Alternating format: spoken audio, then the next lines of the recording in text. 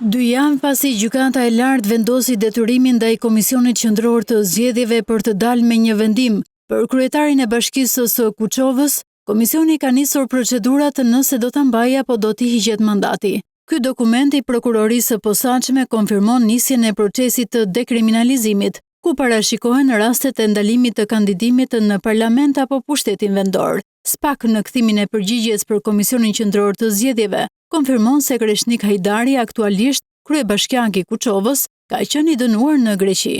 Madje më tej konfirmohet se për shkak se nuk e ka deklaruar në formular këtë mas, ai u dënua edhe nga GKKO me 9 muaj burg dhe për shkak të gjykimit të shkurtuar, masa zbriti në 6 muaj duke kaluar 150 orë punë në komunitet. Pavarësisht kësaj, ai vijoi të mbetet kryetari i Bashkisë së Kuçovës. Në vitin 2023, Hajdari fitoi me 700 vota më shumë ndaj Lefter Maliqit, ndërsa ky i fundit vijoi prej asaj kohe betejën në gjykata, duke kërkuar heqjen e imunitetit për shkak se kandidati i Partisë Socialiste ishte i dënuar dhe e kishte fshehur në formular. Tashmë Komisioni Qendror i Zgjedhjeve do të duhet të nisë shqyrtimin nëse duhet të vendosë ta shkarkojë apo ta lërë në detyrë deri në zgjedhjet që mbahet vitin e ardhshëm.